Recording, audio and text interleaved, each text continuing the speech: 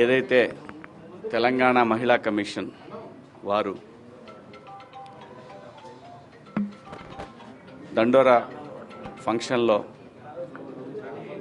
నా ద్వారా వచ్చిన అన్పార్లమెంటరీ లాంగ్వేజ్ మీద నేను చెప్పిన మాటలు కొంతమందికి నెగిటివ్గా కన్వే అవటం వల్ల వారు నాకు నోటీసులు ఇచ్చారు. ఆ నోటీసులకి సమాధానం వారికి సవివరంగా ఇచ్చాను. నా ఉద్దేశం నేను చెప్పానండి, ఇందులో అన్పార్లమెంటరీ వర్డ్స్ వచ్చినాయి. అలాగే మేడం గారు, ఇప్పుడు నేను వచ్చాను కాబట్టి నా వైపు నేను మాట్లాడుకోవచ్చు. అలా కాకుండా ఎవరైతే దీనికి బాధపడ్డారో వాళ్ళ పాయింట్ ఆఫ్ వ్యూలో కూడా క్వశ్చన్లు అడిగారు. నన్ను అన్నిటికీ సమాధానం చెప్పాను. మేడం గారు ఏమంటారంటే, మీది ఒక ప్రజల్ని ఇన్ఫ్లుయెన్స్ చేసే మీడియా కాబట్టి ఇవాళ మీరు అన్నారు కాబట్టి రేపటి నుంచి అందరూ అయిన దానికి కాని దానికి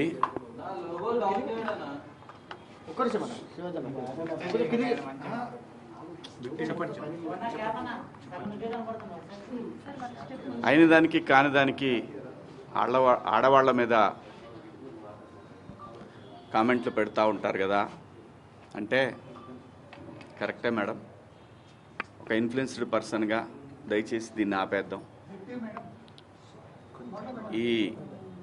ఎందుకంటే సమాజంలో ఇంకా చాలా విషయాలు ఉన్నాయి. ఇది మేడం గారు చెప్పిన దాని ప్రకారం ఎవరిని హర్ట్ చేయాలని కాదు, ఎవరిని ఇబ్బంది పెట్టాలని కాదు మేడం. నేను జరిగిన సంఘటన చూసి మాట్లాడిన అంశంలో తప్పుడు పదాలు దొర్లిని, దానికి అందరికీ నేను వివరణ ఇచ్చాను, నా అపాలజీస్ చెప్పాను అని కూడా చెప్పాను. మేడం గారు కూడా చూశారు. నాకు ఇక్కడికి వచ్చిన తర్వాత అర్థమైంది ఏంటంటే, నేను ఏదైతే ఆ రోజున నేను ఏదో జరగబోతుంది అని ఏదైతే గ్రహించానో, నాతో కెరీర్ మొదలుపెట్టిన వాళ్ళు చాలామందికి ఎందుకో నా మీద వ్యతిరేకత ఉంది. ఎందుకో తెలీదు. నేను ఒక సందర్భంలో, ఇది బయట తెలిసిన విషయం, ఒక సందర్భంలో ఎందుకు వీళ్ళకి నా మీద కోపం ఎందుకో నాకు తెలీదు. 30 సంవత్సరాలు అయింది నేను ఈ పరిశ్రమకు వచ్చి. ఈ 30 సంవత్సరాల్లో నేను ఏ ఒక్కరిని ఇబ్బంది పెట్టినా ఈ పాటికి ఎప్పుడో బయటకు వచ్చేది. రాలేదు.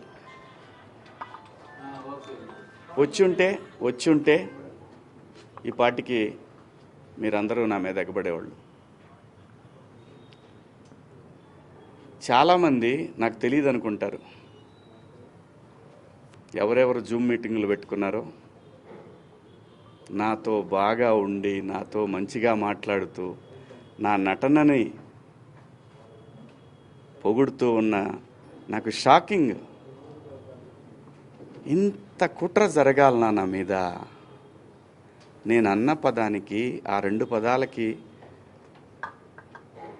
నేను ఆవేశంలో మాట్లాడిన దానికి నాకు బాగా కావలసిన వాళ్ళు కూడా ఇంత కుట్ర చేయాలన్నా నా మీద? నేను మేడం గారు, ఆవిడ, ఇది ఒక ప్రభుత్వం యొక్క సంస్థ. వ్యవస్థలను గౌరవించకపోతే సమాజం తప్పుడు దారిలో పడుతుంది, అన్రెస్ట్ ఏర్పడుతుంది. ఆవిడ చాలా హుందాగా, చాలా గౌరవంగా ఈ వ్యవస్థను నడిపిస్తూ ఉన్నారు. ఒక బిడ్డకి చెప్పినట్టు చెప్పారు, ఇది ఇలా తప్పు.